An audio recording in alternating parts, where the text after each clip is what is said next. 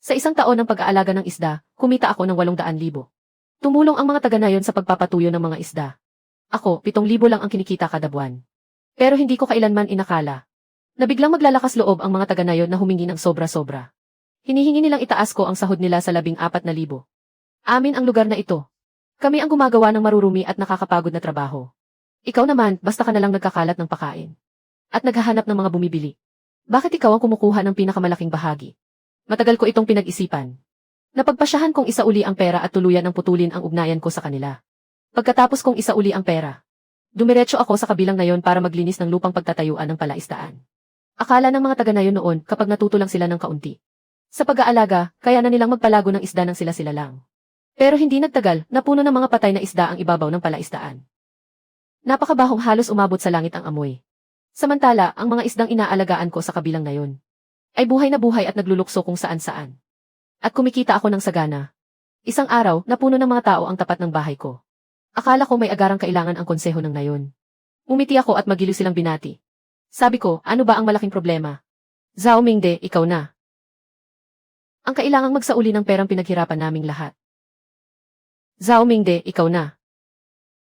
Ang kailangang maglabas agad ng perang pinaghirapan namin. Kailan ko ba? Kinamkam ang perang pinaghirapan ninyo. Kung magsasalita ka ng maayos. Huwag kang magsalita kung saan-saan. Sa harap ng mga tao. Lumabas si Tiyong Liang. Kung hindi ibinunyag ni Xiangzi. Ang lahat, hanggang ngayon ay niloloko mo pa rin kami. Ang presyo sa livestream mo ay 3 beses na mas mahal kaysa sa karaniwan. Sabi rin niya, buong araw ka lang nagpapakain ng isda sa gilid ng palaisdaan. At naghahanap ng ibang mamimili. Pero mas maginhawa pa ang buhay mo kaysa sa kaninuman. Ipinapasa mo sa matatanda sa nayon ang lahat ng marumi at nakakapagod na trabaho. Sa inis ko, natawa na lang ako. Ang mga teknik sa pag-aalaga ay wala talaga silang naiintindihan. Pinagtrabaho ko lang silang lahat bilang isang grupo para magpatuyo ng isda. Noon, ipinagmamalaki nilang kaunti ang trabaho pero malaki ang kita. Ngayon, ako pa ang kinakagat nila. Lalong umiinit ang ulo ng mga taga-nayon. Nagsitalon sila at sunod-sunod akong pinagbintangan. Nagkwenta na ako. 200,000 gin ng isda bawat taon ay naibibenta sa 5 milyon. Ikaw, isang buwan lang ay 7,000 lang ang ibinibigay sa amin. Kung susumahin sa isang taon, mahigit 4 na milyon lang ang napupunta sa amin. Ang natitirang 800,000 ay diretso sa bulsa mo. May puso ka pa ba? Sa galit ko, halos sumabog ang ulo ko. Pawang paninirang puri lang iyan. Nasaan si Xiangzi? Nagkalat siya ng paninira sa likuran ko. At nagtatago na parang duwag, tama ba? Pamangkin mismo siya ng kapitan ng nayon. Mula pagkabata, isa na siyang pasaway na palaboy na mahilig manggulo. Kalaunan, nakakuha siya ng diploma sa teknikal na paaralan at bumalik sa nayon. Napilitan ang kapitan na magpakumbaba. At hiniling sa akin na turuan siya ng tunay na kasanayan. Saan man ako pumunta, lagi ko siyang nakasabit sa baywang ng pantalon ko. Tinuruan ko siya ng mga teknik sa pag-aalaga ng yamang tubig. Pero ang walang utang na loob na ito ay sinaksak ako sa likuran. Pagkahulog pa lang ng mga salita ko, lumabas na si Xiangzi mula sa likuran ng mga tao. Mga kababayan, si Zhao Mingde ay isa lamang. Kapitalistang sumisipsip ng dugo ng mga tao. Niloko niya kayong lahat sa pangakong yayaman kayo ng sama-sama. At ano ang kinahinatnan? Pagod na pagod kayong nagtrabaho para sa kanya na parang mga aliping hayop. Samantalang siya lang ang naging boss. Kumikita siya ng milyon-milyon bawat taon.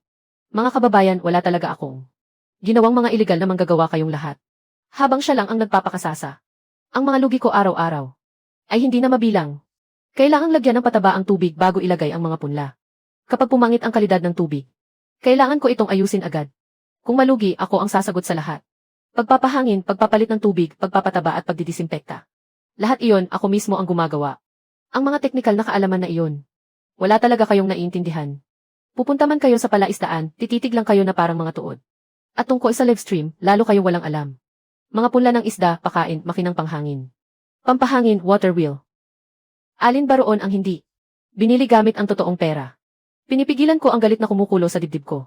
Tinitingnan ko ang lahat ng nakatatanda sa harapan ko. Kaya tiniis ko ang inis at ipinaliwanag ko ng mahinahon. Nang marinig nila ang prangkang mga salitang iyon, malinaw na nagsimulang mag-alinlangan ang mga taga-nayon.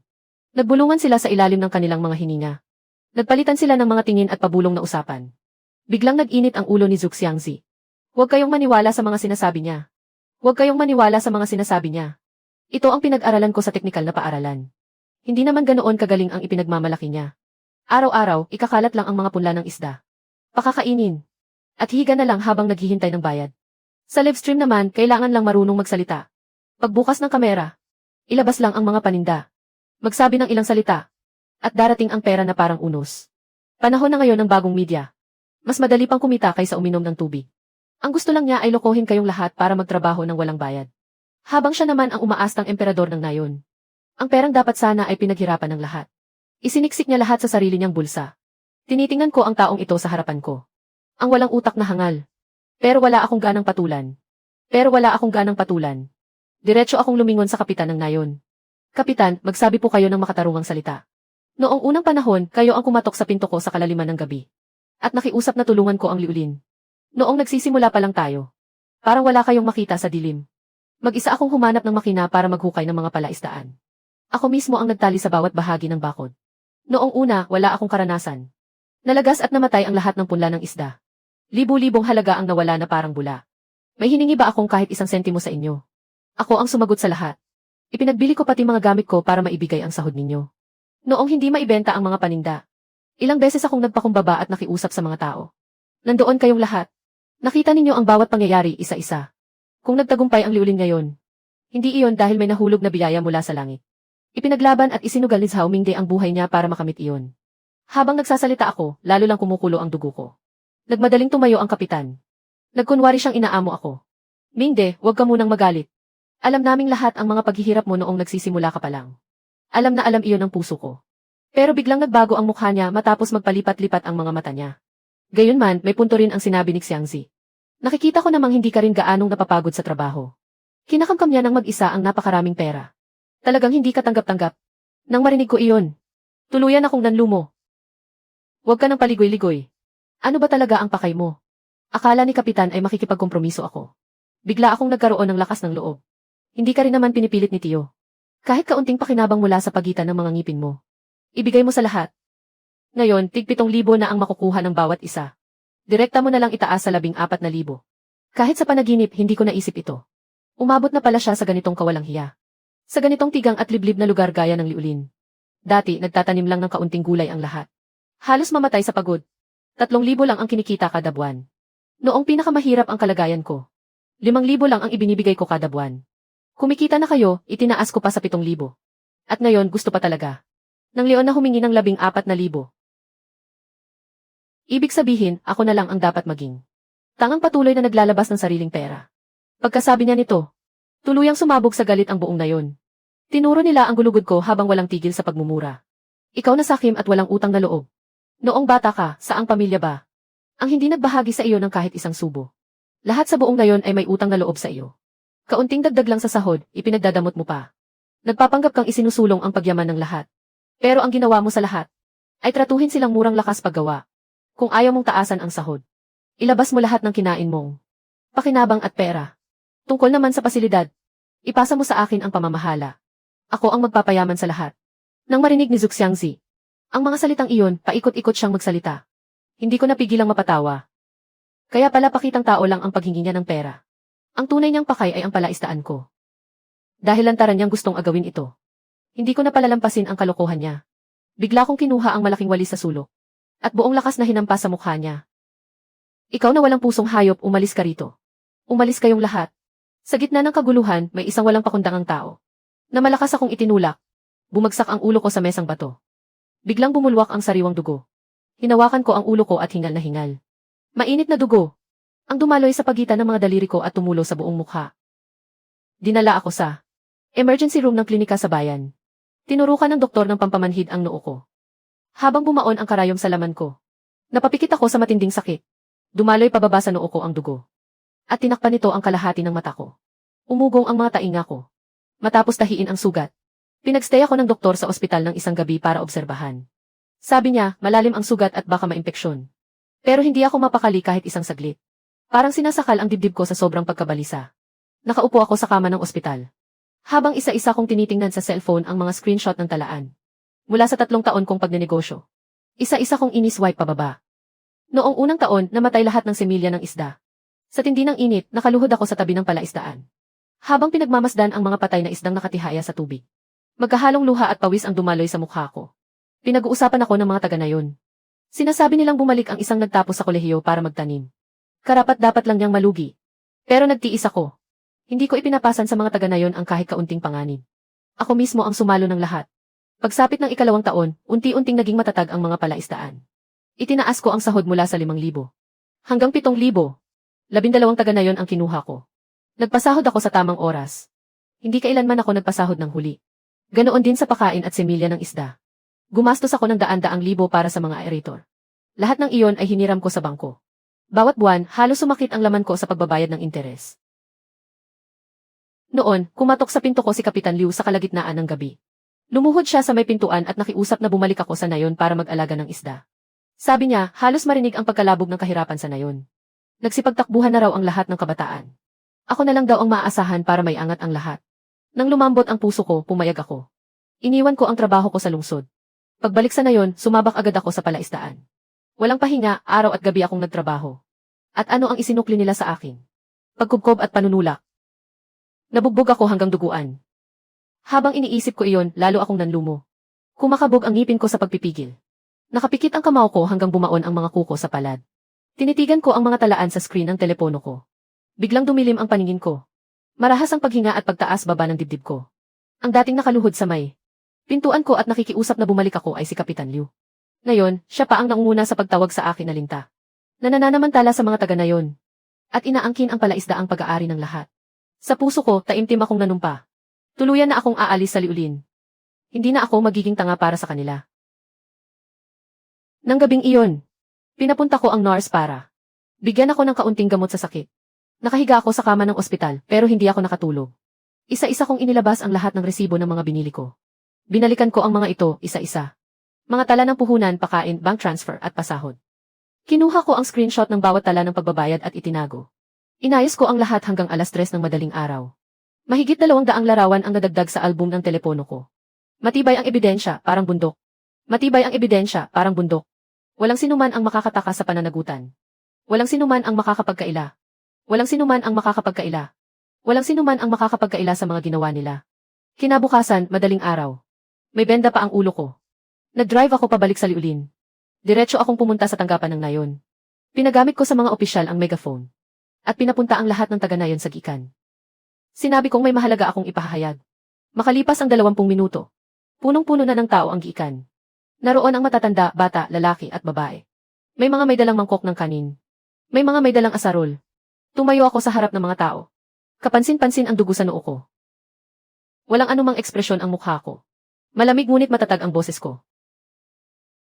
Simula ngayong araw, ako, si Zhao Mingde, ay aalis na sa palaisdaan ng liulin. Dadalhin ko ang lahat ng kagamitan. Ibabalik ko sa inyo ang lugar. Walang kulang sa sahod ng mga manggagawa. Bayad na ang lahat. May tutol ba? Ngayon natin ayusin ang mga kwenta. Parang sumabog ang kaldero sa gitna ng mga tao. May sumigaw na wala akong utang na loob at traidor ako. Sabi nila, binigyan daw ako ng nayon ng lupang pagtatayuan ng palaisdaan. Pagpapaalisin ko kayo, aalis agad kayo. May mga nataranta. Sinasabing wala ng palaisdaan. Saan na kayo kikita mula ngayon? May mga nakatayo lang at tulala. Hindi nila alam ang gagawin. Bakit bigla kang umaatras? Kuya Mingde, huwag kang padalos-dalos. Pag-usapan natin ito ng maayos. Nagmamadali lang ang lahat. Wala kaming ibang ibig sabihin. Kung aalis ka ngayon, ano ang gagawin ng 12 ng tao sa baryo? Nagmamadali kayo kahapon nang itulak ninyo ako. Pero hindi ko nakitang nagmamadali kayo noon. Hindi ba kung kani-kanino mo sinasabi? Na ang pag-aalaga ng isda ay pakain lang at paghahanap ng bibili. Kumikita habang nakahiga. Sige, ipapaubaya ko sa iyo ang pabrika. Ikaw ang magpayaman sa lahat. Nagbibiro ka lang, Kuya Mingde. Hindi ko kayang gawin iyon. Mingde. Hindi pagkakaunawaan lang ang nangyari kahapon. Sandali lang nalito ang lahat. Huwag mo itong dibdibin. Pinaghirapan mong maitayo ang palaisdaan. Pinaghirapan mong mapatakbo ito. Aalis ka na lang basta. Sayang naman. Wala nang dapat pag-usapan. Dati kayong nagtatrabaho sa ibang lugar. Kumikita lang kayo ng 3,000 kada buwan. Bumalik ako para kunin kayo sa trabaho. Nagbibigay ako ng 7,000 kada buwan. Laging nasa oras ang sahod, hindi kailanman nahuhuli. Ngayon, reklamo pa rin na maliit iyon. Gusto ninyo itong itaas sa 14,000. Hindi ko na iyon kayang tustusan. Maghanap na lang kayo ng ibang amo. Inilabas ko ang cellphone ko. Ipinakita ko sa malaking screen ang mga tala ng paglilipat ng sahod. Sa telebisyon ng tanggapan ng baryo. Bumukas ang screen. Sunod-sunod na tala ng paglilipat, 85,000. Sunod-sunod ang mga tala ng paglilipat. 35,000. Malalaking bayad, isa-isang lumabas sa screen. 65,000, 211.00, 35,000. Isa-isang lumabas sa screen. 80,000, 45,000. Malaking bayad, 100 pangalan, halaga at oras. 45,000. Malaking halaga ng bayad, pangalan, halaga at oras, 100. 235.00, 45,000, 211.00. Pangalan, halaga at oras, 100. 212.00, 55,000. 236.00, 45,000, 212.00, 211.00. Malinaw na malinaw, 100. 235.00, 45,000, 211.00. Malinaw na malinaw, 22,200. Tumayo ako sa harap ng telebisyon. Itinuro ko ang screen gamit ang daliri ko. Binasa ko ng malakas ang bawat tala. Zhang Defu, Marso 2023. Hanggang Pebrero 2024. Kabuang sahod na naibigay 84,000 yuan. Li Ernew, Marso 2023. Hanggang Pebrero 2024. Kabuang sahod na naibigay 72,000 yuan. Sunod-sunod kong binasa ang mahigit 10 pangalan. Sa bawat pangalang binabasa ko, may isang taong yumuyuko sa gitna ng mga tao. Natahimik ang buong lugar maliban sa boses ko. At sa ugong ng telebisyon. Nakatayo sa tabi ang kapitan ng baryo. Namumutla ang mukha niya. Nanginginig ang mga labi niya. Hindi siya makapagsalita. Nakayuko si Zhu Xiangzi. Palipat-lipat ang mga mata niya. Hindi siya makapagsalita ni isang salita. Pagkabasa ko sa huling pangalan, pinatay ko ang telebisyon. Tiningnan ko ang buong lugar. Ang dating maingay na lugar na pinatutuyuan ng palay ay biglang naging tahimik na parang sementeryo. Nagpasundo ako ng 2 malaking truck. May kasama itong 3 manggagawa mula sa ibang baryo. Sinimulan nilang baklasin ang mga kagamitan. Isa-isang binaklas ang lahat. Isinakay sa mga truck para ilipat. Magulo ang kilos nila. Maayos at organisado ang lahat. May ilang taga-nayon na hindi na nakatiis. Sumulong sila ng ilang hakbang para pigilan sila. May isang matandang kumakaway habang sumisigaw. Kinakalagkad na nila ang lahat ng kagamitan. Ano na ang gagawin natin pagkatapos nito? Hindi ito tama. Diretso akong kumuha sa bulsa. At naglabas ako ng isang bungkos ng mga resibo. Ibinato ko ang mga iyon sa harap niya. Makina ng pagpapahangin ng tubig. Makina ng gulong sa tubig at mga kable. Lahat ng iyan ay personal kong binili. Pangalan ko ang nakasulat sa mga resibo. Zhao Mingde. Sino ang maglalakas loob na humarang sa akin? Tatawag ako agad ng pulis. Isusumbong ko kayong nang aagaw at nagnanakaw. Nakatayo si Zhu Xiangzi sa likod ng mga tao. Hindi niya mapigil ang ngiti sa kanyang mukha. Pumipihit pa itaas ang gilid ng kanyang labi. Lumingon siya at bumulong sa katabi niya. Hayaan mo siyang dalhin ang mga iyon. May sarili akong paraan. Sumingit sa unahan ang kapitan ng nayon. Gusto pa sana niyang mangumbinsi. Itinaas ko ang kamay ko para pigilan siya. Malamig ang boses ko na parang binuhusan ng yelo. Kapitan. Noon, lumuhod ka sa tapat ng bahay ko sa hating gabi. Nakiusap kang bumalik ako sa nayon para tulungan kayong umasenso. Pumayag ako. 3 taon na at wala akong dapat ikahiya bilang si Zhao Mingde. Simula ngayong araw, wala nang kahit isang sentimong kaugnayan ang liulin sa akin. Bahala ka sa buhay mo. Bumuka ang bibig ng kapitan ng nayon. Salit-salit ang pamumula at pamumutla ng kanyang mukha. Pero sa huli wala siyang nasabi. Napuno ng kagamitan ang 2 truck. Pinatakbo ng driver ang makina. Umupo ako sa tabi ng driver. Isinara ko ang pinto ng sasakyan. Isinuot ko ang seatbelt. Sumandal ako sa upuan at pumikit. Tuluyan kong iniwan ang malungkot na lugar na ito. Umuwol ang mga truck habang umaalis. Nagpaikot sila ng ulap ng dilaw na lupa. Lumipad ang alikabok sa daan. Nagliparan ang alikabok. Tinakpan nito ang lahat ng nasa likuran. Pagbalik ko sa kabisera ng distrito, ikinasa ko ang mapa ng buong distrito. Yumuko ako sa mesa at sinuri itong mabuti. Mula timog ay winalis ng mga mata ko hanggang hilaga. Sa bandang huli, napako ang tingin ko sa silangan. 5 kilometro roon ang Silyu. May malawak na lupang tiwangwang doon. Katabi ito ng umaagos na tubig. Sagana ang suplay ng tubig mula sa ilog. Malinaw at malinis ang tubig. Perpektong lugar iyon para mag-alaga ng isda. Kinuha ko ang cellphone ko. Tinawagan ko ang dati kong kaklase sa universidad. Nagtatrabaho siya ngayon sa tanggapan ng agrikultura ng distrito. Kabisado niya ang kalagayan ng bawat nayon. Boss Zhang, kumusta ang sitwasyon sa Silyu? Anong klaseng tao ang kapitan ng nayon? Mahirap ang Silyu. Pero matapat at praktikal si Kapitan Liu Dagang. Masipag siya at talagang kumikilos. Hindi siya mahilig sa palabas. Kung mag-aalaga ka ng isda, siya ang tamang taong lapitan. Ibinaba ko ang tawag. Agad kong inayos ang mga gamit. Sumakay ako sa dekuryenteng bisikleta. Diretso akong nagtungo sa Silyu. Buong daan ay maalog. Pagkalipas ng 40 minuto, nakarating ako sa Silyu. Kumusta po, ako si Zhao Mingde. Dati akong nasa liulin. Nangangalaga ng mga yamang tubig. Narinig kong may bakanting lupain sa Ksilyu. Gusto kong arkilahin iyon at maghukay ng palaisdaan. 30,000 ang taunang upa. Ako na ang sasagot sa teknolohiya, puhunan at mga kagamitan. Unahin nating kunin sa trabaho ang mga taga rito. Napatingala si Kapitan Liu. Tiningnan niya ako mula ulo hanggang paa. Nakita niya ang benda sa noo ko. Natigil ang tingin niya ng 2 segundo. Pagkatapos ay tumayo siya. Biglang lumiwanag ang mga mata niya. Ikaw pala yung tagaliulin. Yung estudyanteng nag-aalaga ng isda. Kakarinig ko lang na nasaktan ka. Bakit bigla kang naparito? Mag-aalaga kami ng isda sa baryo namin. Hinaplos ko ang benda sa noo ko. Mapait akong napangiti. Kapitan Liu, umalis na ako sa dati kong bukid. Kahapon lang ako tuluyang umalis. Naihakot na nila lahat ng kagamitan. Pero may mga litrato at video ako. May tala ng benta at mga record ng transaksyon sa bangko. Sa loob ng 3 taon, gaano karami ang ginawa kong trabaho? Magkano ang kinita sa mga benta? Magkano ang ipinambayad kong sahod? Lahat ay maaaring beripikahin. Kung hindi po kayo naniniwala, may papakita ko po sa inyo ngayon mismo. Inilabas ko ang cellphone ko. Binuksan ko ang gallery. Mga litrato ng palaisdaan. Mga video ng pag-aalaga. Mga record ng bayad mula sa mga benta. Ipinakita ko ang lahat kay Kapitan Liu. Hawak ni Kapitan Liu ang cellphone. Halos 10 minuto niya iyong pinanood. Ilang beses kumunot ang noo niya. Pero sa huli, kumalma rin siya. Tumango siya. Sige, naniniwala ako sa iyo. Ipapaupa ko sa iyo ang 120 munang bakanting lupain. Sa loob ng 5 taon. 25,000 ang taunang upa. Pero may isang kondisyon. Unahin mong kunin sa trabaho ang mga taga-baryo. Dapat nasa oras ang bayad ng sahod. Bawal maantala o maipon ang atraso. Tapos ang usapan. Bawat buwan, eksaktong 15 ibibigay ang sahod. Hindi kailanman maantala. Mula sa drawer, kumuha si Kapitan Liu ng isang kasunduan ng paunang pagkakaunawaan. Agad niyang isinulat ang mga tuntunin. Pareho kaming lumagda. 10 beses kaming naglagay ng tatak ng hinlalaki. Iniabot niya sa akin ang kasunduan. Bihirang-bihira, ngumiti siya. Xiao Zhao. Galingan mo. Napakahirap na nagsiliw sa loob ng maraming taon. Kulang lang kami sa isang kabataang tulad mo. Pagbalik ko sa kabisera ng distrito, umupo ako sa gilid ng kama sa maliit na kwarto. Binuksan ko ang mobile banking. Tiningnan ko ang balanse. Hindi na gaanong kalaki ang natitira.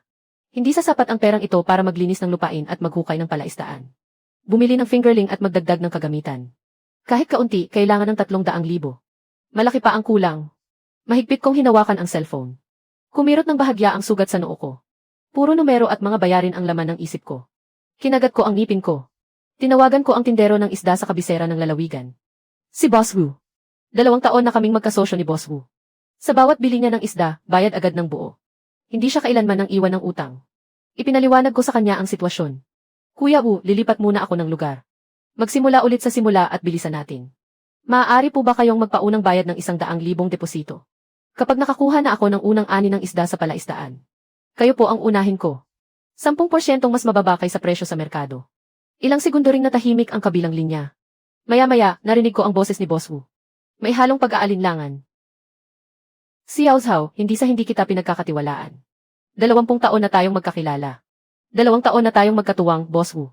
Kailan ba kita niloko, boss? Kung hindi pa rin kayo kampante, susulatan ko po kayo ng katibayan ng utang.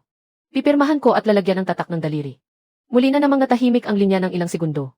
Napabuntong hininga si Boss Wu. Sige na, iho. Dahil ikaw ito, nagtitiwala ako sa iyo. Darating bukas sa account ang 100,000. Walang kahit isang sentimong interes. Pero sa akin dapat mapunta ang unang ani ng isda. Salamat, Boss Wu. Siguradong sa inyo mapupunta ang unang ani. Ibinaba ko ang tawag. Maluwag akong nakahinga. 250,000. Sapat na para makapagsimula. Nakahiga ako sa kama. Tinititigan ko ang bitak sa kisam. Kumakabog sa sakit ang sugat sa noo ko. Puno ng mga plano para sa bagong mga palaisdaan ang isip ko. Aling bahagi ang hukayin para gawing palaisdaan?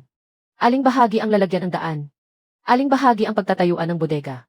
Habang patuloy akong nag-iisip, hindi ko namalayan na himbing na pala ako. Sa kainan sa pasukan ng Liulin, nag-imbita si Zuxiangzi.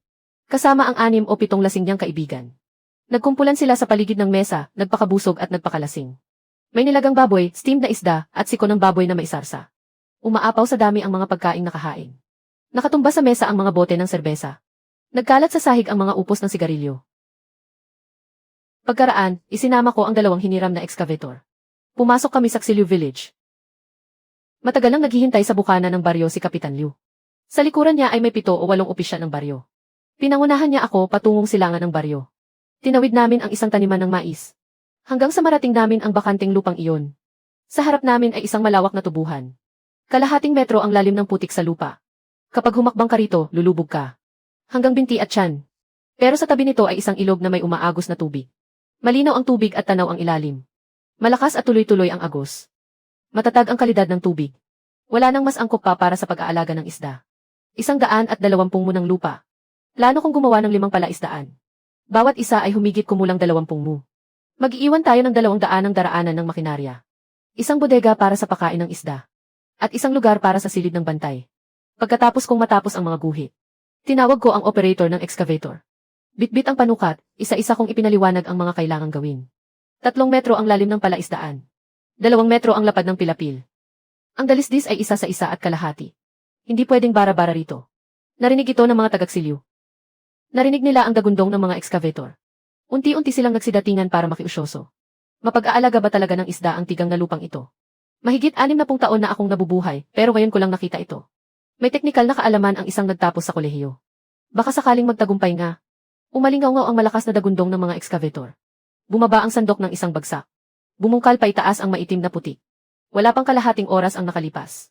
Biglang may isang magsasakang mahigit 60 taong gulang. Nasumugod palabas ng tubuhan. 3 hakbang, naging 2 hakbang na lang. At tumakbo papunta sa harap ng excavator. Tumigil ka. Tumigil kayong lahat. Hinuhukay mo ang lupang puntod ng mga ninuno ko. Nagbayad ka na ba? Kung walang bayad, sino ang mga ngahas maghukay? Kapitan Liu, lupang pag-aari ito ng buong nayon. May pinirmahan akong kontrata sa komite ng nayon. May tatak na opisyal iyon. Malinaw ang bawat salita, nakasulat sa papel. 50 metro mula sa silangan naroon ang puntod ng pamilya ninyo. Wala akong ginalaw ni Katiting. Kung hindi kayo naniniwala, sasamahan ko kayo ngayon para makita ninyo. Wala akong pakialam sa kung anumang kontrata. Dito nagtanim ang lolo ko noon pa man. Kaya akin ito. Magbayad ka muna bago maghukay. Napatalon sa gulat ang operator ng excavator. Agad niyang pinatay ang makina. Nakatayo lang ako sa kinatatayuan ko. Hindi rin ako nagsalita. Kinuha ko ang telepono at tinawagan si Kapitan Liu. At nagpadala ng mensahe sa kanya. Makalipas ang 3 minuto. Dumating si Kapitan Liu sakay ng dikuryenteng bisikleta. Humabol siya ng buong bilis. At maitim ang mukha sa galit. Inihagis niya ang bisikleta sa gilid ng daan. At malalaking hakbang na lumapit. Itinutok niya ang daliri sa ilong ni matigas na Kapitan Liu at nagmura. Matigas na Kapitan Liu, ano na namang kaguluhan ito? Lupang pag-aari ito ng buong nayon. 5 o 6 na taon ng tigang at napapabayaan. Kailan ka ba nagtanim dito? Narito si Boss Zhao para tulungan tayong yumaman. May kontrata, nakasulat ng malinaw at may tatak na opisyal. Ano ba ang pinagkakaguluhan mo? Guguluhin mo pa, tatawag ako ng mga pulis. Kapitan, kinakampihan mo ang dayuhan. Tumahimik ka. Guguluhin mo pa, pati ang pamangkin mo. Makukumpis ka ang bakal na asaro na iyan. Ang paghadlang sa pagpapaunlad ng produksyon ay may kaakibat na pananagutan sa batas. Napagsabihan ng husto si matigas na Kapitan Liu. Kaya napayo ko siya. Pati ang pamangkin niya ay nanghina. Bitbit ang asarol, umalis silang nakatungo. Lumingon si Kapitan Liu. At tumango sa akin. Ibig sabihin, ipagpatuloy ko lang. Pinabuhay kong muli sa operator. Ang excavator. Muling umugong ang makina. Nakatayo ako sa pilapil. Habang pinagmamasdan sina matigas na Kapitan Liu at ang kanyang pamangkin. Na unti-unting lumalayo. Tahimik kong isinapuso ang aral tungkol sa taong iyon. Dapat mag-ingat ako sa mga taong ganito. Nang dumilim, natapos ang trabaho. Lumilitaw na ang hugis ng 5 palaisdaan. Nag-iwan ako ng mahigit 10 taong tutulong magbunot. Ng mga damo at ligaw na halaman kasama ang mga taga-nayon. Nagpareserba ako ng 2 mesa sa maliit na kainan sa bungad ng nayon. Umorder ako ng litso na baboy at nilagang manok. Binigyan ko ang bawat isa ng 100 yuan bilang pabuya sa kanilang pagod. Tinanggap ng mga taga-nayon ang pera. At ang mga ekspresyon sa kanilang mukha ay nagbago mula sa pagdududa tungo sa mga ngiti. Kanina lang ay may bulungan pa. Kung mapagkakatiwalaan ba ang dayuhan. Ngayon, nakataas na ang mga baso nila at pinupuri ako. Ako si Boss Zhao, bukas palad ako. Nakisiksik si matigas na Kapitan Liu sa isang sulok ng mga tao. Suminsim siya ng alak at hindi umimik. Mga tiyuhin at ya. Tapos na ang gusali. Kayo ang unang bibigyan ng trabaho. Siguradong 5,000 ang buwan ng sahod. Kapag mahusay ang trabaho, may bonus. May bahagi rin kayo sa kita ng kooperatiba sa katapusan ng taon. Sumama kayo sa akin sa pagtatrabaho. Hindi ko hahayaang malugi ang kahit sino. Sabay-sabay silang nagtaas ng baso. Masigla ang naging salu-salo. May sumigaw, ang lakas mo, Boss Zhao. May tumapik sa dibdib at nagsabi. Mula ngayon, susunod na kami sa iyo sa trabaho. Nang gabing iyon, nakatira ako sa bungad ng nayon. Sa isang pansamantalang inuupahang bahay. Isang lumang kama lang ang laman ng silid. At isang bulok na mesang kahoy. Papasok pa ang hangin sa bintana. Nagpadala ako kay Kapitan Liu ng update sa WeChat tungkol sa progreso. Agad siyang sumagot. Galingan mo sa trabaho. Buong-buo ang suporta ng nayon. Ibinaba ko ang cellphone ko. At humiga sa kama. Pinakinggan ko ang ihip ng hangin sa mga tambo sa labas ng bintana. Ang nayong ito ay ibang-iba sa Liulin. Samantala, si Zuxiangzi ng Liulin ay opisyal nang pumalit sa fish farm. Sa tanggapan ng komite ng nayon, naglagay siya ng malaking mesa ng amo. Nakaupo siyang nakataas ang isang paa.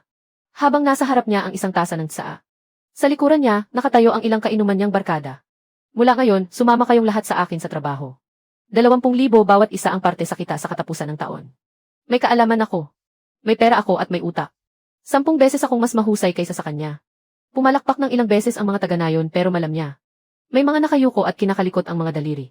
May mga umiiwas ng tingin. Nakaupo sa sulok ang kapitan ng nayon at naninigarilyo. Isang sigarilyo matapos ang isa pa. Hindi siya umiimik. Kinaumagahan. Sumakay ng motorsiklo si Zuxiangzi. Papunta sa bayan ng distrito para bumili ng semilya ng isda. 7 mao bawat isa ang presyo sa lehitimong fish farm. Masyado raw mahal kaya lumiko siya sa gilid ng daan. At nakakita ng isang nagtitinda ng isda. 3 mao bawat isa. 50,000 semilya ng grass carp. 15,000 lahat. Higit kalahati ang natipid niya. Ang tanga namang si Zhao Mingde. Nagsayang ng pera sa wala. Pagbalik sa nayon, dinala niya ang mga semilya ng isda. At agad ibinuho sa palaisdaan. Doble ang dami kaysa sa dati kong inilalagay. Siksikan ang mga semilya sa palaisdaan na parang dumplings. Pinanood iyon ni Kapitan Liu. Hindi niya napigilang lumapit at magbabala. Xiangzi, hindi mo man lang susuriin ang kalidad ng tubig o ayusin ang kondisyon nito. Ilang araw itong inaayos ni Mingdi noon. Kailangan pa ng pagdidisinpekta, pagpaparami ng algay at pagsusuri ng tubig. Hindi na kailangan. Eksperto ako rito. Hindi ninyo naiintindihan kaya huwag kayong makialam. Puro palabas lang ang mga iyon. Sayang sa oras. Hindi pa nalilinis ang putik sa ilalim ng palaisdaan, 2 talampakan ang kapal. Medyo acidic ang tubig. Hindi umaabot sa 6 ang EA value. Lampas sa normal ang ammonia at nitrogen. May mabahong amoy na lumulutang sa tubig. Napakaraming nakatagong panganib. Kahit ang baguhan tulad ng kapitan ng nayon ay mapapansing may mali. Gusto pa sana niyang magpayo. Pero natigil siya sa isang matalim na tingin nito. Matanda ang daldal mo. Lumayo ka nga. Napabuntong hininga si Kapitan Liu. At tumalikod para umalis. Malinaw sa isip niya. Sira na ang palaisdaan. Nang gabing iyon, si Zuxiangzi. Nakahiga sa silyang pahingahan sa tabi ng palaisdaan. Nakakross ang mga binti. May hawak na serbesa at sigarilyo. Sumisilip sa mga bituin. Ilang ulit na niyang inisip. Ang eksena ng biglang pagyaman. Bibili siya ng mamahaling kotse at magpapatayo ng maliit na villa. Mag-aasawa ng babaeng tagalungsod. At magbabakasyon sa hainan. Habang hinihintay na anihin ang mga isda sa palaisdaan. Ako, si Zuxiangzi, ang magiging pinakamayaman sa Liulin. Ha, si Zhao Mingde. Hindi man lang siya karapat dapat magtali ng sintas ko. Humigop siya ng serbesa. At napahikab sa kalasingan. Habang nangangarap ng gising. Umabot sa tainga ang ngisi niya. Saksilyo, 5:00 ng madaling araw. Nagsisimula palang lumiwanag. Suot ko ang bota sa putikan. At may guwantes na goma. Bitbit ang bawat sako ng apog. At inaakyat ko papunta sa pilapil ng palaisdaan.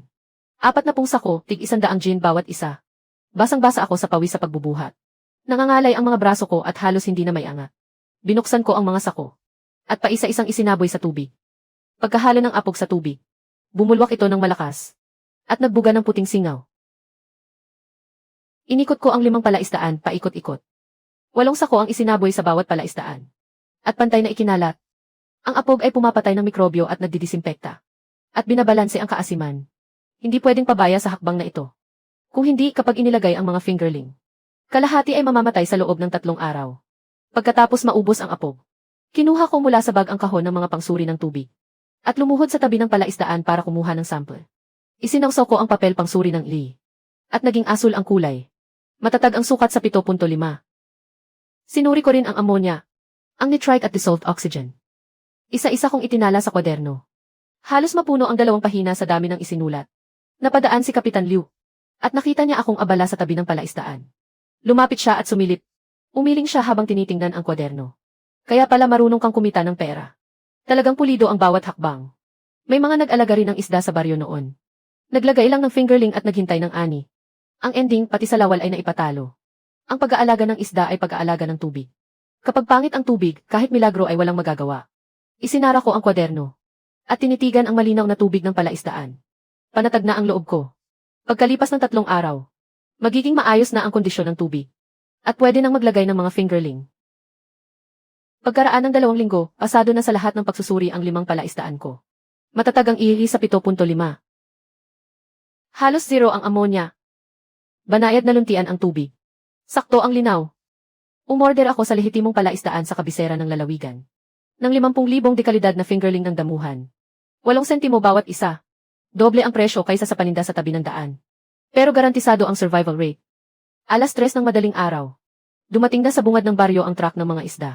Ilang dosenang tagaksilyo. Lumabas na nakapagbihis para tumulong. May nagbubuhat ng tangke ng oxygen. May nagdadala ng mga plastik na timba. Abala ang lahat sa pagtatrabaho. Nakatayo ako sa tabi ng palaisdaan. Ako mismo ang nagpakita kung paano magpakawala ng mga fingerling. Tandaan ninyo, huwag agad ibuhos ang mga fingerling pagdating. Palutangin muna sa tubig ang plastik na supot ng 20 minuto. Para magpantay ang temperatura ng tubig. Kung hindi, masyadong malaki ang agwat ng temperatura. Hindi kakayanin ng mga fingerling ang biglang pagbabago. Kung agad ninyo silang ilalabas, mamamatay silang lahat. Sinunod ng mga taga-nayon ang mga bilin ko. Ang mga plastik na supot na kinalalagyan ng mga fingerling ay isa-isang pinalutang sa palaisdaan. Makalipas ang 20 minuto, ipinahiwatig kung maaari ng pakawalan ang mga fingerling. Pagluwag sa bunganga ng supot, rumagasa ang mga fingerling papasok sa palaisdaan. At nagkalat sila sa buong tubig. Nagmukhang kumot ng itim ang buong palaisdaan. Puno ng sigla ang mga ito. Umupo ako sa tabi ng palaisdaan. Pinagmasdan ko sila ng kalahating oras. Nang makahuli ako ng ilang patay na isda, binilang ko ang mga ito. Mahigit 75% ang nabuhay. Talagang eksperto si Boss Zhao. Abala pa ako sa pagtatrabaho. Nang biglang tumunog ang cellphone ko. Sa screen ay nakalagay, Wang Er ng Liulin.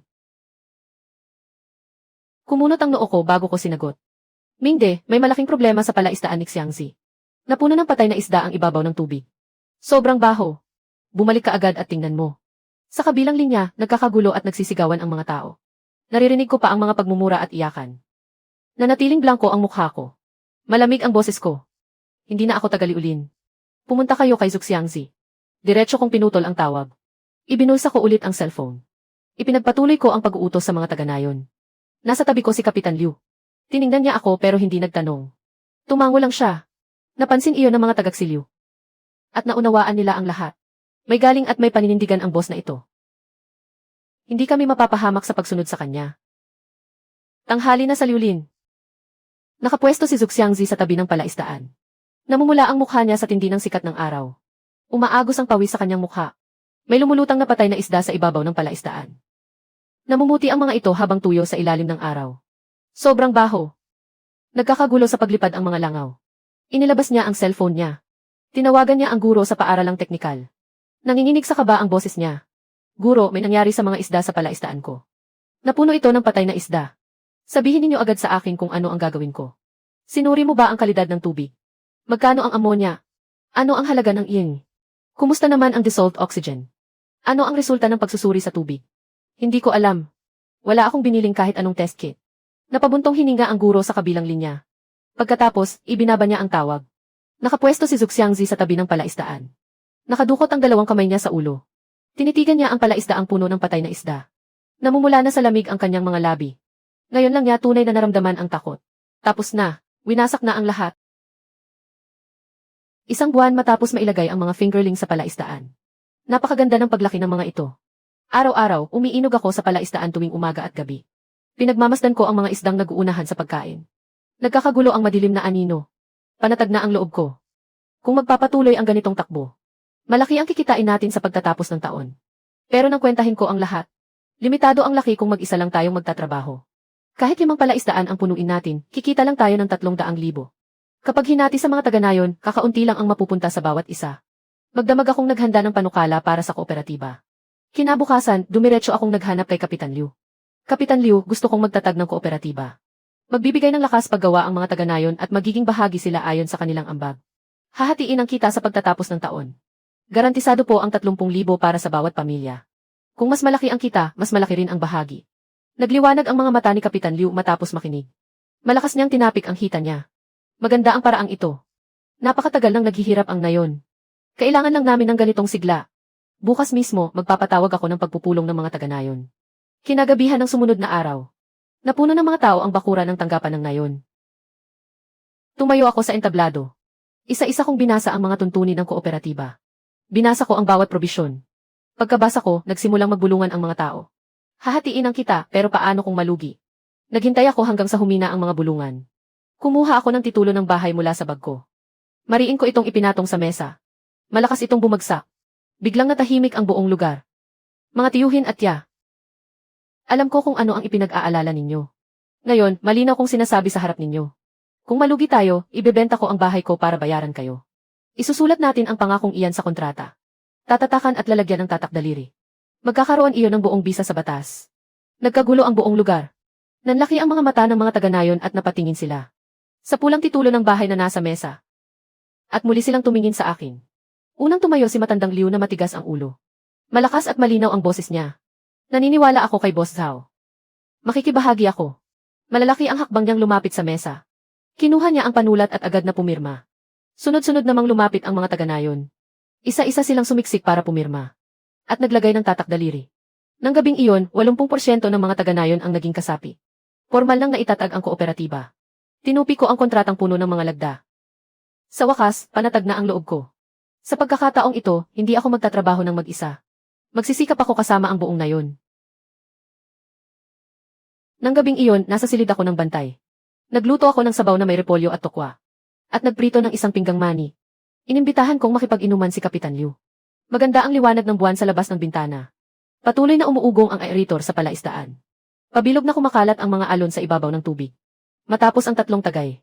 Ibinaba ni Kapitan Liu ang baso niya. At mahina niyang sinabi, "Xiao Zhao, may narinig ka na ba? Tungkol sa mga palaisdaan sa Liulin. Mahigit kalahati ng mga isda roon ang namatay." Pumulot ako ng mani pero hindi ako nagsalita. Muli na namang napabuntong hininga si Kapitan Liu. Nagkakagulo na ang mga tao sa nayon. May mga humarang sa at nagmura sa harap ng bahay ni Zuxiangzi. May ilan namang pumunta kay Kapitan Liu para humingi ng paliwanag. May ilan ding pumunta rito sa akin. Gustong umupa ng lupa sa Xiliu para mag-alaga ng isda. Itinaas ko ang baso ko. At sumimsim ako. Ni hindi nga marunong magsuri ng kalidad ng tubig si Zuxiangzi. Hindi man lang alam ang tamang antas ng ammonia at nitrite. Hindi nakapagtataka kung namamatay ang mga isda. Dahil sa kasakiman, murang isda mula sa tabing daan ang binili nila. At naglakas loob pa silang doblehin ang dami. Para na silang naghahanap ng kamatayan. Tiningnan ako ni Kapitan Liu. Parang may gustong sabihin pero nag-atubili. Sa huli, nagsalita rin siya. Ang ilang taong pumunta sa akin ay nagsabing sila raw ang mga veteranong mag-aalaga ng isda mula sa Liulin. Dati raw silang nagtrabaho para sa iyo. Bakit hindi ka bumalik at tingnan sila? Ibinaba ko ang baso ko. Umiling ako. Kalmado ang boses ko na para bang ibang tao ang pinag-uusapan. Kapitan Liu, hindi na ako babalik. Ang mga tao sa Liulin. Noong una, binigyan ko sila ng 7,000 sweldo. Pero reklamo pa rin nila, kulang daw. Naglabas ako ng daan-daang libo para bumili ng kagamitan. Sinabi pa nilang parang sumisipsip ako ng dugo. Ngayon, patay na ang mga isda. Naalala nila ako. Pero huli na. Tumayo ako at naglakad papunta sa bintana. Tinitigan ko ang madilim na palaisdaan sa labas. Kung gustong pumunta ng iba roon, bahala sila. Ayos na ako rito. Hindi na ako kinumbinsi ni Kapitan Liu. Itinaas niya ang baso at nakipagtagay sa akin. Sige, magtrabaho ka ng mabuti sa Xiliu. Hindi nakakalimot ang mga taga-nayon sa kabutihan mo. Kahit gaano kaganda ang pag-aalaga sa isda. Walang saysay kung hindi naman maibibenta. 2 araw akong nag-isip. Tinawagan ko ang kaklase kong si Liang. Pagkatapos niyang magtapos, nagla-livestream siya para magbenta ng mga produkto. May mahigit 2 milyong taga-subaybay siya. Dalubhasa siya sa pagbebenta ng mga produktong agrikultural. Medyo kilala siya sa larangang iyon. Liang, may magagandang isda ako. May mga channel at mamimili ka. Gusto mo bang makipagtulungan? Pantay ang hatian, kalahati-kalahati. Ikaw ang bahala sa kagamitan at operasyon. Ako naman ang magbibigay ng lugar at supply ng isda. Matapos makinig ni Liang. 2 segundo siyang natahimik. Pagkatapos, natawa siya. 2 taon kang hindi nagparamdam. Tapos negosyo agad ang bungad mo. Sige, naniniwala ako sa iyo. Sa susunod na linggo, dadalhin ko ang team ko riyan. Makalipas ang 1 linggo, si Liang ay pumasok sa nayon sakay ng van. Punong-puno ng ilaw para sa video ang likurang upuan. May mga tripod at mikropono rin. May mga cellphone para sa live stream. At isang maliit na portable na refrigerator. Tumayo siya sa gilid ng palaisdaan at sinuri ang kalidad ng tubig. Pagkatapos, tiningnan niya ang mga isda. Itinaas niya ang hinlalaki. May potensyal ang mga isdang ito. Nang hapong iyon, inayos ni Liang ang lahat ng kagamitan. Nakatayo ako sa gilid ng palaisdaan, suot ang bota sa putikan. Nakatiklop hanggang tuhod ang pantalon ko. Humarap si Liang sa kamera. Malakas at malinaw ang boses niya. Mga ka, tingnan ninyo ito. Ito ang tunay na isdang pinalaki sa malinis at buhay na tubig. Tubig bukal sa bundok ang iniinom nito. Likas na pakain ang kinakain nito. Hulihin at ipapadala agad. Direktang ihahatid sa inyong pintuan sa loob ng 24 na oras. Itinaas niya ang cellphone. Ipinakita niya ang malinaw na tubig ng palaisdaan. Kasama ang talaan ng pag-aalaga ko. Mabilis na bumuhos ang mga komento sa livestream. 38 kada kalahating kilo ang mahal naman. 38 kada kalahating kilo, sobra naman sa mahal. Sa pamilihan, 12 lang ang presyo ng grass carp. Nang aagaw ka na ng pera. Ganito ba talaga kaganda? Tumingin si Liang sa mga komento sa livestream. Binigyan niya ako ng senyas. Mula sa palaisdaan. Naghango ako ng isang damang-damo isda. At hiniwa iyon mismo roon. Mapulang-mapula ang hasang at siksik ang laman. Malinis at malinaw ang loob ng tiyan. Walang kahit kaunting maitim na lamad. Mga kaibigan, tingnan ninyong mabuti. Pulang-pula ang hasang ng isdang ito, parang dugo. Ang laman naman ay maputi at makinis na parang jade. Maihahambing ba ito sa mga isdang pinapakain ng artipisyal na pagkain sa palengke? May dahilan kung bakit mahal ang dekalidad. Biglang nagbago ang ihip ng hangin sa mga komento. Talagang kakaiba ang isdang ito. Umorder na kayo, padalhan ninyo ako ng 5 kilo. Sunod-sunod ang tunog ng mga bagong order. Hindi na talaga tumitigil. Nang gabing iyon, nagkwenta kami. Lumampas sa 40,000 ang benta. Tinapik ni Liang ang balikat ko. At halos mapunit ang bibig niya sa kakangiti. Kaibigan kong kaklase. Patok na patok ang isdang ito. Magtatapos ang livestream ng alas 9 ng gabi. Umupo si Liang sa maliit na mesa sa silid bantayan. Habang tinitingnan niya ang dashboard ng telepono. Patuloy pa ring tumatalon pataas ang bilang ng mga order. Binuksan niya ang pahina ng estadistika. Sa sobrang gulat, nanlaki ang mga mata niya. Kaibigan kong kaklase. 42,000 agad sa unang araw. Ang datos na ito. Mas malakas pa. Kaysa sa lahat ng proyektong pinangasiwaan ko noon. Bukas, siguradong lalampas tayo sa 50,000. Nagsiksikan sa may pintuan ang mga nag-usyosong taga-baryo. Kung ano-ano ang sinasabi ng bawat isa. 40,000. 40,000 ang benta ngayong gabi. Ano nga ba ang sinasabi ko kanina? Sumunod kayo sa akin at magtrabaho para kay Boss Zhao. Sigurado, hindi kayo magsisisi. Pero nakaupo lang ako sa isang tabi. Nakapako ang tingin sa telepono. Nakikita ko ang mga order sa screen, pero hindi ako nakangiti. Napansin ni Liang ang ekspresyon ko. Sandali siyang natigilan. Bakit? Hindi maganda ang datos na ito. Itinaas ko ang ulo ko. Mabigat ang boses ko. Kahit gaano pa kataas ang kasikatan. Hindi pwedeng luwagan ang quality control. Buhay na isda lamang ang pwedeng ipadala. Ang patay na isda, bawal na bawal ibenta sa labas. Gumamit ng cold chain packaging. Maglagay ng ice pack at thermometer sa bawat kahon. Kapag namatay ang isda habang nasa biyahe, buong halaga ang ibabalik sa customer. May inilabas akong isang papel mula sa bag. Nakapaskil doon ang nakaimprentang pamantayang proseso. Idinikit ko iyon sa dingding ng silid bantayan. Una, kontroladong air freight. Nakasaad dito ang pamantayan para sa buhay na isda. Ikalawa, ang proseso ng packaging at bayad pinsala pagkatapos ng benta. Lahat ng pamantayan sa air freight ay malinaw na nakalista, bawat item. At sa bawat batch ng isda. Kailangang magsagawa ng random inspection bago ito ilabas sa palaisdaan. Ang may hindi mapulang hasang. May maitim na lamad sa tiyan. O nalalaglag na kaliskis. Lahat ay tatanggalin. Mas mabuting kaunti ang maibenta. Kaysa masira ang pangalan natin. CJ, susundin ko kayo. Naiintindihan ko, boss. Buhay ng negosyo ang quality control. Lubusan nang nawalan ng kontrol ang palaisdaan ni Zhu Xiangzi sa Liulin. Talagang tuluyan ng gumuho ang lahat. Noong una, ilang dosenang kilo lang ang namamatay araw-araw. Kinumbinsi pa niya ang sarili niyang normal lang iyon. Pumapatay ng ilang daang kilo ng isda araw-araw si Zhu. Nababalot ng makapal na puting bula ang ibabaw ng palaisdaan. Natutusta ang mga ito sa ilalim ng araw. Grabe ang baho, umaabot hanggang langit. Kahit 3 milya ang layo, maaamoy pa rin ang malansang baho. Nataranta si Zhu Xiangzi. Sumakay siya ng motorsiklo papunta sa bayan. Gumastos siya ng ilang libong piso para bumili ng tambak na gamot. Ang nakasulat sa pakete ay espesyal na lunas sa sakit ng isda. Iwisik lang at gagaling na. Pero peke at walang pagkakakilanlan ang mga produktong iyon. Wala man lang petsa ng paggawa. Hindi na siya nag-isip ng mabuti. Sunod-sunod niyang ibinuhos ang mga supot sa palaisdaan. Siguradong maililigtas pa ang mga isda. Kinabukasan ng umaga. Mas dumami pa ang mga isda sa palaisdaan. Nagkapatong-patong ang mga isda sa sulok ng palaisdaan. Parang isang maliit na bundok.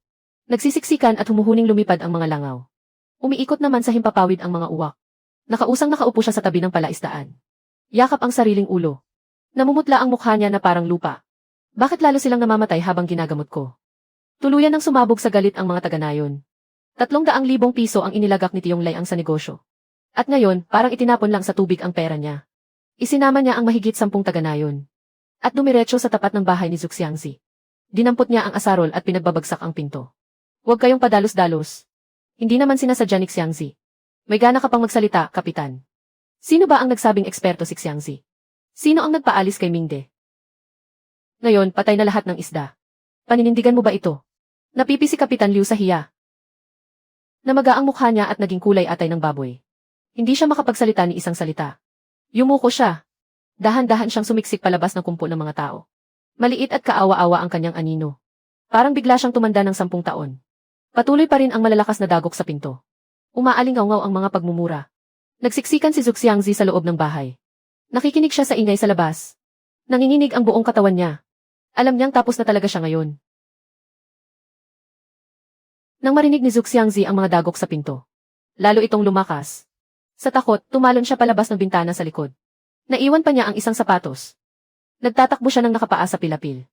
Sa likuran niya, naririnig ang sigawan ng mga taga-nayon at yabag ng mga paa. Pero hindi man lang siya nangahas na lumingon.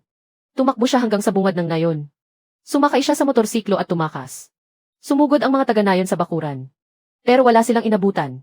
Sa sobrang galit, paulit-ulit na humahampas ng paa si Tiong Liang.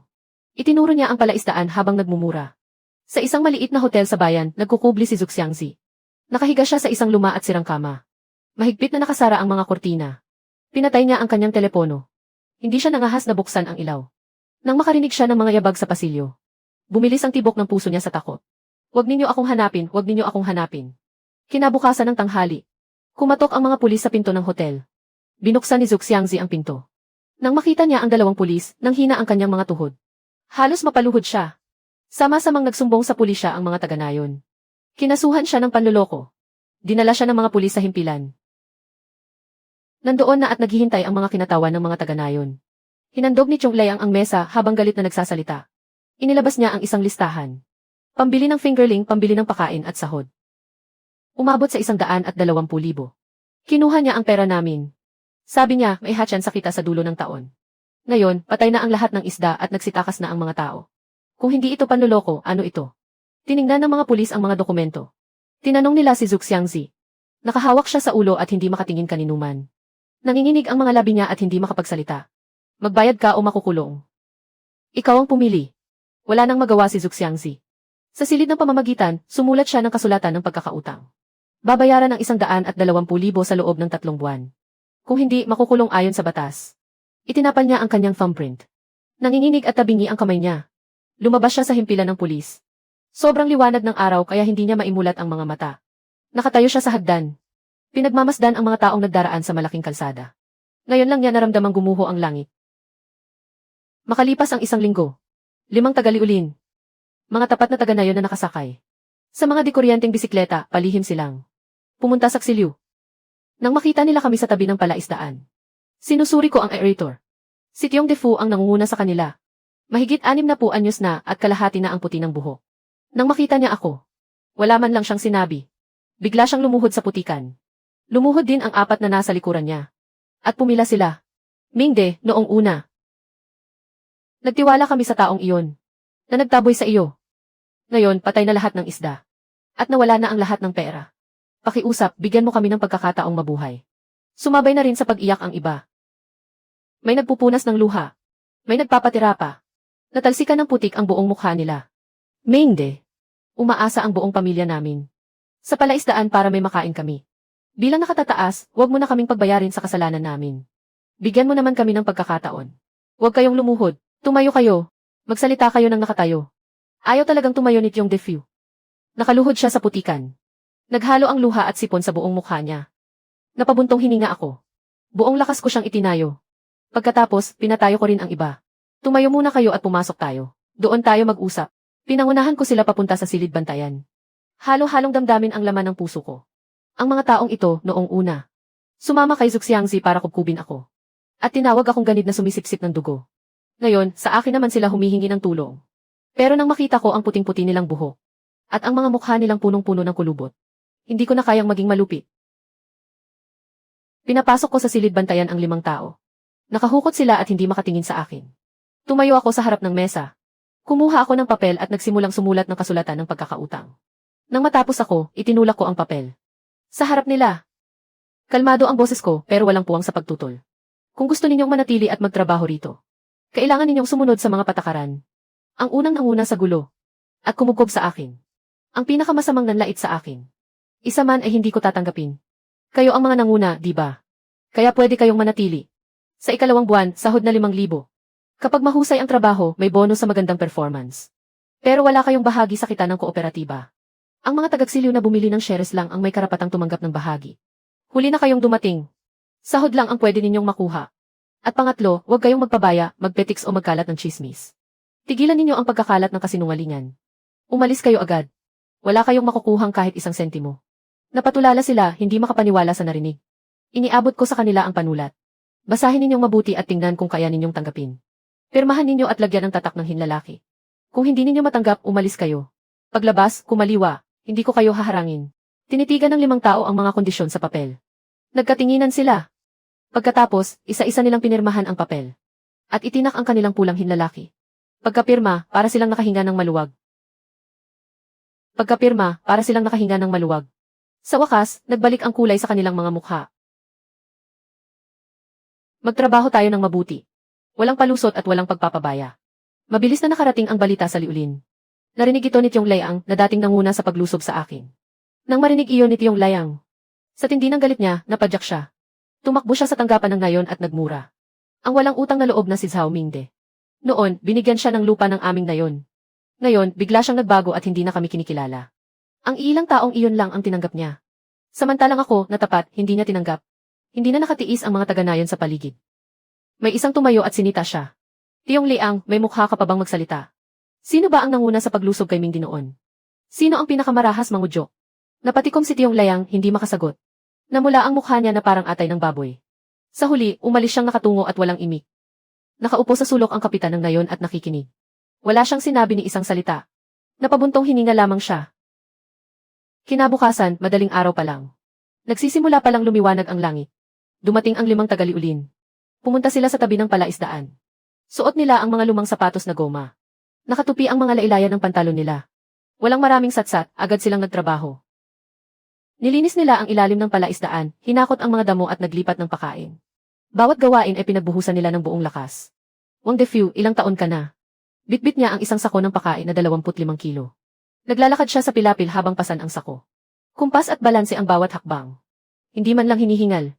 Si Li Ernyo naman ay nakayuko sa tabi ng palaisdaan, sumasagap ng mga halamang tubig. Nasugatan ng tambo ang kamay niya at dumugo. Pero hindi siya nagreklamo. Pinunasan lang niya ng manggas at nagpatuloy sa trabaho. Napansin iyon ng mga tagagsiliw. May ilan na pabulong na nag-usap. Ang mga taga-ibang ngayong ito. Mas masipag pa kaysa sa atin. Dumaan si Kapitan Liu na pasan ang isang bakal na asarol. Ilang beses niya silang tiningnan. Tinitigan niya sila ng ilang saglit. Napasinghal siya. Wala siyang sinabi. Pero hindi rin tumigil ang mga kamay niya sa pagtatrabaho. Mula umaga hanggang gabi, abala ako. Palagi akong nasa tabi ng palaisdaan, inaasikaso ang aerator. Sinusubaybayan ko ang takbo nito, dami ng pakain at pagbabago ng kalidad ng tubig. Isa-isa kong sinusuri ang lahat. Paminsan-minsan, tumitingala ako at tinitingnan ang 5 dumating mula sa liulin. Napansin kong kahit sandali ay hindi sila nagpahinga. Kahit tanghalian, nakapwesto lang kami sa gilid. Nang palaisdaan, ilang subo lang at balik agad sa trabaho. Pagsapit ng dilim, saka lang kami tumitigil sa trabaho. Tinawag ko ang 5 tao sa silid bantayan. Pagsapit ng dilim, saka lang kami tumitigil sa trabaho. Tinawag ko ang 5 tao sa silid bantayan. Nakatayo sila sa may pintuan. Akala nila pagsasabihan ko sila. Medyo aligaga ang mga mukha nila. Kumuha ako ng isang bungkos ng pera mula sa drawer. Binilang ko ito at inabot sa bawat isa ang 2,500. Maayos ang trabaho ninyo noong unang araw. Narito ang paunang sahod ninyo para sa kalahating buwan. Natigilan ang 5 tao. Walang nangahas na mag-abot ng kamay. Mingde, isang araw pa lang kaming nagtatrabaho. Pero nagbibigay ka na agad ng sahod. Kami pa ang sumigaw at nagmura sa iyo noon. Hindi ako nagsalita. Isinuksok ko ang pera sa mga kamay nila. Mahigpit na hawak ni Chong Defu ang bungkos ng perang papel. Nanginginig ng todo ang mga kamay niya. Biglang namula ang mga gilid ng kanyang mga mata. Mingde, noong araw. Talagang nagkamali kami ng tingin sa iyo. Karapat dapat ka sa amin. Kami ang hindi naging karapat dapat sa iyo. Namula rin ang mga mata ng iba pang matatanda. May nagpahid ng mga luha. May nautal sa pagsasalita dahil sa pag-iyak. Magtrabaho kayong mabuti. Huwag ninyong sayangin ang pagkakataong ito. Pagkalipas ng 5 buwan, nakatayo ako sa tabi ng palaisdaan.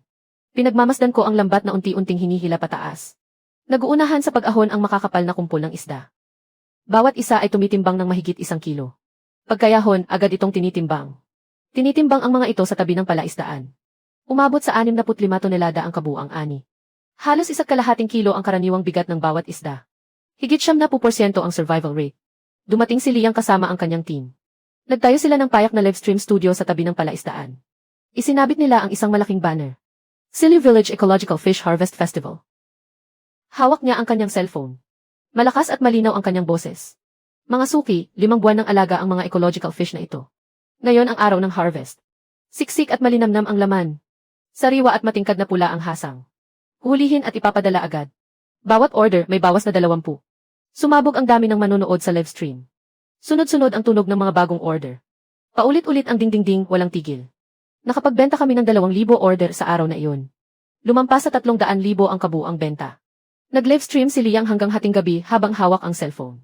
Namamaos na ang kanyang boses. Hindi niya mapigil ang kanyang ngiti. Pagkalipas ng 3 araw, idinaos ang malaking pulong para sa hatian ng kita. Sa bakuran ng tanggapan ng nayon. Kumuha ako ng 1,000,000 cash sa bangko. Inilagay ko ito sa 2 malalaking kahon na karton. Dinala ko ang mga ito sa mahabang mesa sa gitna ng bakuran. Bungkos-bungkos ang perang papel. At nagkabundok na parang maliit na burol. Kumikinang ito sa ilalim ng sikat ng araw. Pinalibutan ng buong nayon ang mesa. Nanlaki ang mga mata nilang lahat. May ilang matatanda na sa buong buhay nila. Ay hindi pa nakakita ng ganito karaming pera. Hawak ko ang talaan. Isa-isa kong binabasa ang mga pangalan at puntos sa trabaho. Kasunod ang halagang matatanggap. Gok Xiaoyu, 88,000. 88,000, buong buhay akong nagtanim pero hindi pa ako nakakita ng ganito karaming pera. Liu Sanbang, 82,000. Liu Laoju, 76,000. Boss Mingde, naging hangal ako noon. Pinipigilan kitang kumuha ng mga excavator. Patawad sa iyo. Sana, bilang nakatatanda, palampasin mo na ang pagkakamali ng nakababata. Kapitan Liu, kalimutan na natin ang mga nangyari noon. Galingan ninyo sa trabaho para mas malaki ang hati ninyo sa susunod na taon. Matapos maipamahagi ang lahat ng bahagi. Nagpaputok ng mga paputok ang mga taga-nayon. Sa gitna ng sunod-sunod na ingay ng mga paputok, itinaas ng mga taga-nayon ang kanilang pera. Habang tumatawa at sumisigaw, umalingaw ang masayang hiyawan. Kinabukasan matapos ang pagpupulong para sa hatsyan, ang sasakyan ng pamahalaang bayan ay pumasok sa Xiliu. Kasama ng pinuno ng bayan ang mga opisyal mula sa tanggapan ng agrikultura at pananalapi. Diretsyong nagtungo sa tanggapan ng komite ng nayon ang ilang opisyal. Maagang nakatanggap ng abiso si Kapitan Liu. Kaya madaling araw pa lang ay inutusan na niyang maglinis ang mga taga-nayon at maghanda ng tsaa. Ang pinuno ng bayan ay isang lalaking nasa edad 50. May uban na ang buhok niya. Simple ang suot niya. Pagkababa niya ng sasakyan, dumiretso siya sa palaisdaan. Tumayo siya sa gilid ng palaisdaan. Sinuri niya ang linaw ng tubig. Sumalok siya ng isang isda gamit ang lambat at pinagmasdan ito. Tumango siya. Maganda ang pag-aalaga sa mga isda. Maganda rin ang kalidad ng tubig. Kapitan, kailangang suportahan ng husto ang proyektong ito. Pagbalik namin sa opisina, nagtanong siya sa akin ng ilang bagay. Magkano ang puhunan? Magkano ang halaga ng produksyon? Ilang trabaho ang nalilikha nito? Paano hahatiin ang kita sa mga taga-nayon? Isa-isa kong sinagot ang lahat. Inilabas ko ang mga talaan ng pananalapi. At ipinakita sa kanya ang mga tuntunin ng kooperatiba. Binuklat ito ng pinuno ng bayan. At agad siyang nagpasya. Ang proyektong ito ay kikilalanin bilang proyektong pangkaunlaran sa kanayunan ng bayan. Isang huwarang proyekto para sa pagpapaunlad ng kanayunan. Babalik ako para maghanda ng ulat. At sisikapin kong makakuha kayo ng subsidya. Hindi bababa sa 500,000 yuan. Nagtipon sa paligid ang mga taga-nayon. Nang marinig nila ang balitang ito, nagsimula silang maghiyawan sa tuwa. Sa sobrang saya ni Kapitan Liu, mahigpit niyang hinawakan ang kamay ng pinuno ng bayan. Paulit-ulit niyang sinabi, "Salamat po, Kapitan. Sinamantala ko ang pagkakataon para ihain. Ang plano kong palawakin ang operasyon. Kapitan, hindi na sapat ang 5 palaisdaan natin para matugunan ang benta. Gusto ko pang maghukay ng 10 palaisdaan. At magtayo ng lugar para sa pagpapalamig at pag-impake. Para mapahaba ang buong kadena ng negosyo. At mabigyan ng trabaho ang mas marami pang taga-nayon. Ang problema lang, medyo kapos tayo sa puhunan. Isulat mo ng maayos ang panukala. Isumite mo sa akin at aprubahan ko. Ang ganitong kagandang proyekto. Buong lakas na susuportahan ng pamahalaang bayan. Makalipas ang 1 buwan, dumating na ang dokumento mula sa pamahalaang bayan. Ang kooperatiba sa aquaculture ng Xiliu ay naaprubahan bilang huwarang proyekto para sa pagpapaunlad ng kanayunan. May subsidiya itong 500,000 yuan. Kumalat ang balita sa buong nayon. Nagpaputok ng mga paputok ang mga taga-nayon. Mas masigla pa kaysa sa bagong taon. Kinabukasan, dala ang dokumento ng pag-apruba, agad akong nakipag-ugnayan sa isang pangkat ng mga ekskavator. Sabay-sabay na nagsimulang magtrabaho ang 10 ekskavator. Umalingaw-ngaw ang dagundong ng mga makina sa buong lugar. Lumilipad ang putik at lupa. Unti-unting nabuo ang mga pilapil ng palaisdaan araw-araw. Muli akong umupa ng 3 munang lupa sa bukana ng nayon. Sinimulan ang pagtatayo ng pasilidad para sa pagpapalamig, pag-iimpake, at imbakan sa malamig na temperatura. Kumpleto na ang mga mesa sa pagsasala at linya ng pag-iimpake. Nakatayo si Kapitan Liu sa lugar ng konstruksyon. Pinagmamasdan niya ang masiglang tanawin ng pagsisikap at pag-unlad. Napapailing siyang pumalakpak. Sa balikat ko, si Yao Zhao. Binuhay mo ang silyo. Tinitingnan ko ang bagong hukay na palaisdaan. At ang itinatayong pasilidad. Panatag ang kalooban ko.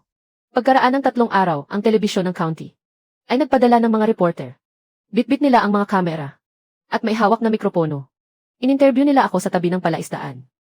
Boss Zhao, narinig namin na dati kayong nag-aalaga ng isda sa liulin. Pero kalaunan ay umalis kayo. Maaari po bang malaman ang dahilan? Noong panahong iyon ang mga taga-liulin ay nagreklamo na mababa ang sahod at humingi ng dobleng bayad. Pinaligiran pa nila ako at tinawag akong linta. Kaya pinili kong umalis.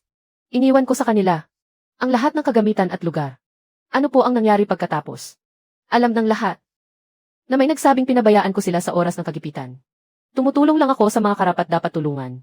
Ang mga nanguna sa gulo noon ay lumalapit ngayon para makiusap sa akin. Wala akong obligasyong asikasuhin sila. Nasa puso ng mga tao ang tunay na katarungan. Sila na ang maghuhusga kung sino ang tama at mali. Matalas makakita ang mga mata ng taong bayan. Nang ipalabas ang panayam, matindi ang naging reaksyon sa county. Sunod-sunod ang komento ng mga netizen bilang suporta. Sabi nila dapat may tapang ang kabutihan. Ang mabuting tao ay nagkakamit din ng mabuting kapalaran. Tinitingnan ko ang mga komento sa cellphone. At panatag ang puso ko. Sa buong paglalakbay na ito, wala akong ipinagsisisihan. Hindi matanggap ng kapitan ng liulin na matatapos na lang ito ng ganito. Habang nakaupo siya sa bahay, lalo siyang nababagabag. Umalis na si Zhao Mingde. Bumagsak ang palaisdaan. Sinimulan siyang murahin ng mga taga-nayon. Ayaw na rin sa kanya ng alkalde. Bigla niyang hinampas ang mesa. At nakaisip ng masamang pakana. Tinawag niya si Tiong Liang at ang ilan niyang pinagkakatiwala ang tauhan sa bahay. Isinara nila ang pinto at buong gabing nagplano. Kinabukasan, gumawa sila ng isang huwad na salansan ng ebidensya. Iginiit nilang noon daw ay si Zhao Mingde. Ang umangkin sa mga kagamitan ng nayon. Kabilang ang oxygenator, water wheel at mga kable. Na nagkakahalaga raw ng 200,000. Hiningi nila na magbayad ako ng danyos. Kapag nanalo tayo sa kasong ito, hatiin natin ang 200,000. Siguraduhin nating hindi na makalalakad ng maayos ang batang iyon. Isumite ang mga dokumento sa tanggapan ng hustisya ng bayan. May ginamit silang koneksyon para maisampa ang kaso. Makalipas ang 1 linggo, nakakuha ako ng supwena mula sa korte. Nakaupo ako sa duty room. At binabasa ang nakasulat sa supwena. Pag-angkin sa ari-arian ng nayon. At paghingi ng 200,000 bilang kabayaran. Napatawa ako sa sobrang galit. Pag-angkin, ako mismo ang bumili ng mga kagamitang iyon. Malinaw na malinaw ang nakasulat sa mga resibo. Paninirang puri ang ginagawa nila. Tumayo ako at pumunta sa loob ng kwarto. Hinanap ko sa kabinet ang isang makapal na folder. Nandoon ang lahat ng dokumento sa loob ng 3 taon. Mga resibo ng pagbili ng kagamitan. At mga record ng bank transfer. Noong una, kasama ng komite ng nayon. Nilagda ang kasunduan sa pakikipagtulungan. May tatak ng selyo ang bawat isa. Itim na letra sa puting papel. Inilatag ko ang mga dokumento sa mesa. Isa-isa kong sinuri. Oxygenator. Binili noong Marso 2021. Halaga sa invoice, 12,000. Tumanggap ng bayad, isang kumpanya ng makinarya at elektrikal. Makina ng water wheel. Binili noong Abril 2021. Halaga sa invoice, 8,000. Kable ng kuryente, binili noong Mayo 2021. Halaga sa invoice, 5,600. Nang makarating ako sa pinakahuli, nakita ko ang nilagdaan noong umalis ako. Listahan ng mga kagamitang nilagdaan. Sa dokumento ng paglilipat, nakasulat na lahat ng kagamitan ay personal na binili ni Zhao Mingde. At ngayon ay walang bayad na ipinagamit sa liulin. May kumpirmasyon ng lagda ng magkabilang panig. Nasa ibaba ang lagda ng kapitan at ng akin. May pulang selyo ng komite ng nayon. Matibay na ebidensya. Tingnan natin kung paano sila magsasampa ng kaso. Kumuha ako ng litrato at ipinadala sa abogado. Kumpleto ang mga dokumento sa kaso ng paninirang puri, ayon kay Abogado Lee. Maghanda para sa paglilitis. Malaki ang sansa nating manalo sa kasong ito. Maaari rin nating pag-isipang kasuhan sila ng paninirang puri. Ibinaba ko ang telepono. At tumingin sa labas ng bintana. Sa bagong hukay na palaisdaan. May malamig na ngiting sumilay sa aking labi. Akala nila maluloko nila ako. Wala silang pag-asa. Sa araw ng paglilitis, ikatlong silid ng hukuman ng bayan ng distrito. Nakaayos ako ng formal na damit, at nakaupo kasama ang abogado sa panig ng mga nasasakdal. Sa kabilang panig sina Kapitan Liu ng Liulin at Tiyong Leang. Kasama ang dalawa pang opisyal ng nayon. Nakasuot ng gusot na mga jacket. Kita ang kaba sa kanilang mga mukha. Kumatok ng martilyo ang hukom. At ipinahayag na nagsisimula na ang paglilitis. Kinatawa ng nagsasakdal. Isang binatang nakasuot ng suit. Tumayo ang abogado at binasa ang reklamo. Iginiit na inangkin ni Zhao Mingde. Ang mga ari-arian ng nayon na nagkakahalaga ng 200,000. At humihingi sila ng kabayaran. Oras na para magharap ng ebidensya ang panig namin. Kinuha ko mula sa loob ng document holder. Ang mga papeles, isa-isa. At inilatag sa mesa. Mga invoice sa pagbili ng kagamitan at mga record ng bank transfer. Record ng kasunduan sa pakikipagtulungan. Listahan ng paglilipat ng kagamitan. Listahan ng paglilipat ng kagamitan. Listahan ng paglilipat ng kagamitan. May tatak ng selyo ang bawat isa. Malinaw na nakatala ang petsa, halaga at mga lagda. Ginoong hukom ang mga kagamitang ito. Ay pawang personal na binili ng nasasakdal. May mga opisyal na invoice bilang katibayan. Noong umalis ang nasasakdal noong 2022, ay walang bayad niyang. Ipinagamit ang mga kagamitan sa liulin. May listahan ng paglilipat at selyo ng komite ng nayon. Ang sinasabi ng nagsasakdal na pag-angkin ay gawa-gawa lamang. Ano ang ebidensya ng nagsasakdal? Tumayo ang kapitan ng nayon. Nanginginig ang kamay habang iniabot ang ilang papel. Kinuha ito ng hukom at sinuri. Puro sulat kamay na resibo. Baluktot at hindi pantay ang pagkakasulat. Wala man lang tatak. Ito ang isinulat ng ingat yaman ng nayon. Patunay na pag-aari ng sama-samang nayon ang kagamitan. Ang sulat kamay na resibo ng kapitan ay walang anumang bisa sa batas. Tatak ng opisyal na resibo. Ang tala ng paglilipat ng pera ang tunay na balidong ebidensya. Naghain ng ebidensya ang nagsasakdal. Iniharap ng nagsasakdal ang ebidensya. Hindi niya matanggap ang mga kahihinatnan ng pagkatalo sa kaso. Kulang ang ebidensya ng nagsasakdal. Hinihiling na ibasura ang demanda. Gasto sa demanda 3,000 yuan. Ang nagsasakdal ang sasagot sa gasto sa demanda. Namumutla ang mukha ng kapitan. Nakatayo lang siya roon tulala. Napaupo si Tiyong Lai ang sa silya. Nanginginig ang mga labi niya. Ni isang salita ay hindi niya mabigkas. Inayos ko na ang lahat ng dokumento. Tumayo ka. Lumapit ako sa kanila at huminto ng 2 segundo. Huling beses na kitang tatawaging tiyuhin. Dito na nagtatapos ang usaping ito. Mula ngayon, ang liulin ay wala nang anumang kaugnayan sa akin kay Zhao Mingde. Tumalikod ako at lumabas ng hukuman. Sumikat ang araw sa aking mukha. Magaan at payapa ang aking kalooban. Tapos na ang lahat ng kabulukang iyon.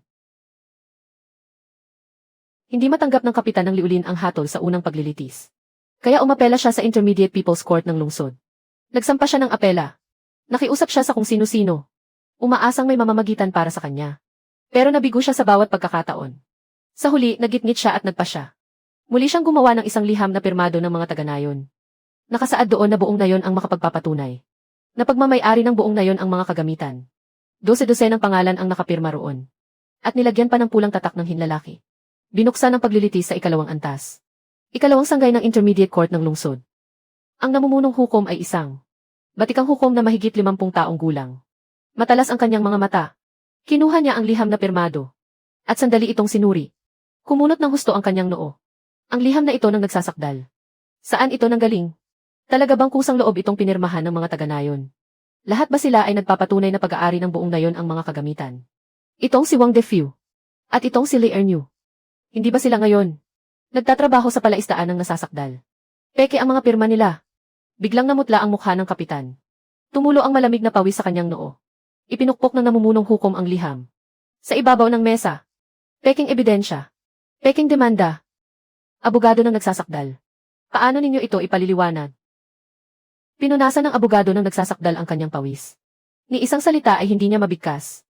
Nakaupo ako sa panig ng nasasakdal. Tiningnan ko ang abogado. Tumayo ang abogado. Peking ebidensya ang iniharap ng nagsasakdal. Malisyosong pagsasampa ng kaso. Na nagdulot ng pinsala sa dangal ng nasasakdal. Naghahain kami ng kontrademanda sa mismong paglilitis. Hinihiling naming pagbayarin ang nagsasakdal. 100,000 yuan para sa pinsala sa dangal. 100,000 yuan para sa pamumura ng kagamitan. Kabuang 200,000 yuan. Binalikan ng namumunong hukom ang ebidensya sa unang paglilitis. Pagkatapos, sinuri rin niya ang mga dokumento sa ikalawang paglilitis. Umalingaw ang hampas ng martilyo ng hukom. Ibinasura ang apela. Pinagtibay ang hatol sa unang paglilitis. Peking ebidensya ang iniharap ng nagsasakdal. Malisyosong pagsasampa ng kaso. Pinaboran ang kontrademanda. Hatol laban sa komite ng nayon ng Liulin. Ibalik ang mga kagamitan sa loob ng 10 araw. Bayaran ng nasasakdal ang halagang 200,000. Ang nagsasakdal ang sasagot sa gasto sa kaso. Nanlambot ang mga tuhod ng kapitan nang marinig ang hatol. Bumagsak siya sa sahig. Nakahawak siya sa mukha. Humagulgol siya sa iyak. 200,000, saan ako kukuha ng ganoon kalaki? Walang pera ang nayon. Wala rin ako. Nagkabisa na ang hatol. Dapat itong ipatupad. Hindi pwedeng tumangging sumunod. Sa pilitang ipatutupad ito ng korte. Lumabas ako ng korte. Lumingon ako at tiningnan ang kapitan. Nakahandusay pa rin siya sa sahig. Humahagulgol na parang asong nawala ng amo. Hindi na ako nag-aksaya ng panahon. Tumalikod ako at umalis. Kung ano ang itinanim, siya ring aanihin. Walang labis, walang kulang. Ipinasa ang balita tungkol sa hatol sa apela. Bumalik ang balita sa Liulin. Sumabog sa galit ang buong nayon. Pinaligiran ng mga taga-nayon ang bahay ng kapitan. Umaabot sa langit ang kanilang pagmumura. May nagdala ng timba ng pulang pintura. At ibinuhos iyon sa tarangkahan. Puno na nakasulat na bayaran ang manloloko ang pader. Lumayas ka sa Liulin. May iba pang naghagis ng basura sa bakuran. Bulok na dahon ng gulay at mabahong itlog. Nagpatong-patong na parang maliit na bundok. Kumalat ang baho sa buong paligid. Nagtago ang kapitan sa loob ng bahay. Hindi siya nangangahas lumabas. Mahigpit na nakasara ang mga kortina. Nakatayo ang asawa niya sa tabi ng bintana. Palihim na sumisilip sa labas. Nakita siya ng mga tao. May batong lumipad papunta sa kanya. Basag ang salamin at nagkalat sa sahig. Hindi rin naging maganda ang sinapit ni Tiyong Liang. Naglalakad siya sa loob ng nayon.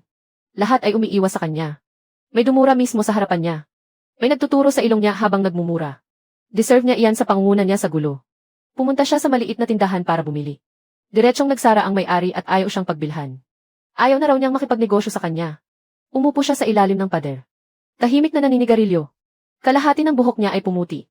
Dumating ang mga tauhan ng korte para sa pagpapatupad.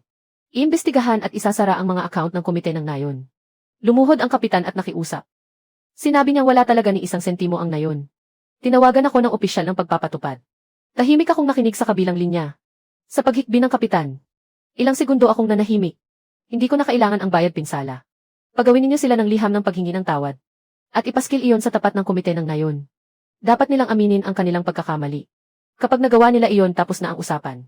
Saglit na natigilan ang opisyal. Ipinarating niya ang sinabi ko sa kapitan. Pagkarinig nito, bumagsak ang kapitan sa sahig. At humagulgol ng todo. Makalipas ang 1 taon, tuluyan nang nagbago ang Liulin. Nagsipag-alis ang lahat ng kabataan. Mga matatanda at bata na lamang ang naiwan. Nakapanglaw ang mga bukirin. Naglipa na ang mga damo. Gumagala ang mga asong ligaw kung saan-saan. Nagsara na ang maliit na tindahan sa bungad ng nayon. May nakapaskil na ipinagbibili. Kalahating taon nang walang nagtatanong. Basag ang mga bintana ng paaralan. Puno ng damo ang palaruan.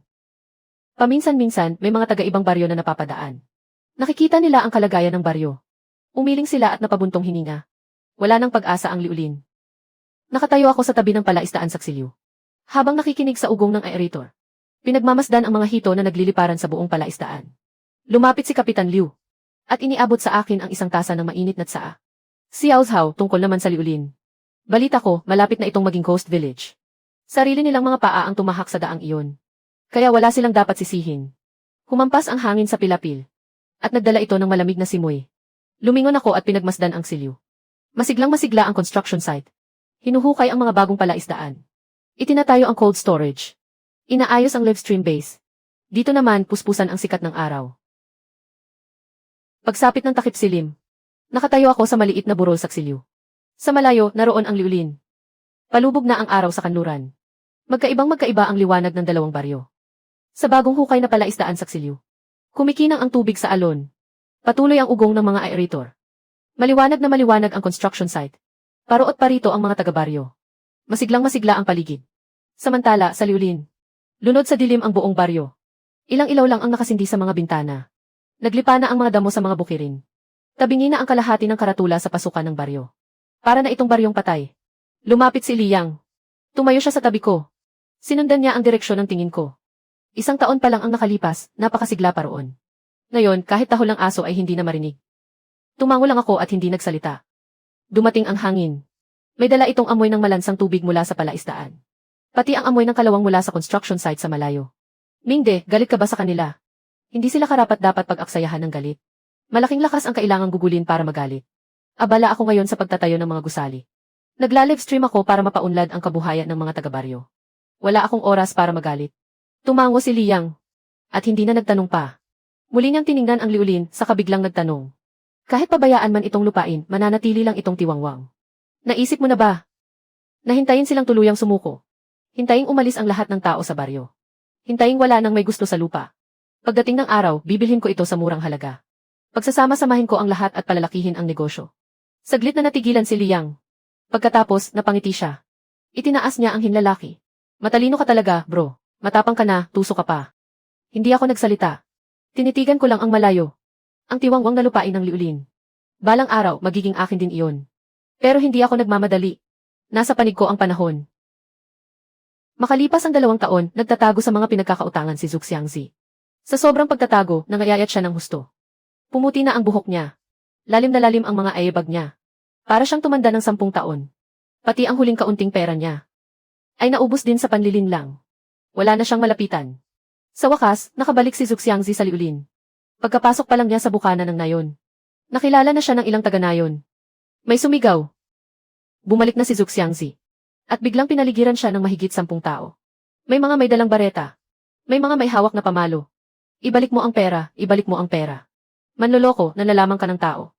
Sa sobrang takot, tumakbo agad si Zhu Xiangzi. At naiwan pa niya ang isang sapatos. Buong bilis siyang kumaripas. Tinawid niya ang pilapil. At sumuot sa taniman ng mais. Nagtago siya sa likod ng mga dayami. Hindi man lang siya makahinga ng maluwag. Nang dumilim lang siya nangahas na umuwi. Wasak-wasak ang mga pinto at bintana ng bahay. Sa sobrang galit, namatay na ang kanyang ama. Ang kanyang ina naman ay nakahiga sa kama. Payat na payat, butot balat. Wala nang mukhang maipakita si Zhu Xiangzi sa nayon. Kaya nagtungo siya sa pantalan ng kabayanan para magbuhat ng semento. 100 yuan bawat araw. Para sa bawat bag ng semento na 50 kilo. Mula umaga hanggang gabi kong magbuhat. Hanggang hindi na niya maituwid ang kanyang likod. Pinapagalitan siya ng foreman dahil mabagal siya. Iniiwasan siya ng mga kasamahan dahil mabaho siya. Walang tumitingin sa kanya ng diretsyo. Nakasquat siya sa sulok habang kumakain ng baon. Hanggang may sumipa at nagpabagsak sa kanyang pagkain. Pinulot na lang niya iyon at ipinagpatuloy ang pagkain. Pagkaraan ng 3 taon ang mga palaistaan ko. Mula sa 5, lumaki na sa 50. Nakakalat sa ksiliw. At sa 3 kalapit na nayon. Lumampas sa 30 milyong yuan ang taunang benta. At mahigit 10 milyong yuan ang tubo. Itinatag ko ang Mingde Aquaculture Group. Nagtayo ako ng cold storage, planta ng pagproseso at live streaming base. Mahigit 200 taga-nayon ang aking kinuha. At higit 60,000 yuan ang taunang kita ng bawat isa. Dumating ang mga opisyal ng probinsya para magsagawa ng pagsusuri. At kinilala nila ako bilang nangunguna sa pagpapaunlad ng kanayunan sa antas ng probinsya. Ginawaran ako ng plaque. Nailathala rin ito sa mga pahayagan. At dumating ang mga reporter para mag-interview. Tinanong nila ako tungkol sa susunod kong plano. Maglalaan ako ng puhunan para ayusin ang mga kalsada at magtayo ng paaralan. Para makinabang ang lahat ng kalapit na nayon. Nailabas na ang plano para sa kalsada. Isang sementadong kalsada. Direktang mag-ugnay sa kabayanan at silyo. Dadaan sa 4 na nayon. At 12 kilometro ang kabuang haba. 3 milyong yuan ang inilaan na puhunan. Noong araw na dumating ang construction team. Nagpaputok ng paputok ang mga taga-nayon bilang pagdiriwang. Mas masigla pa kaysa sa bagong taon. Pero sadyang iniwasan ng kalsadang ito ang liulin. Ang pinakamalapit na pasukan.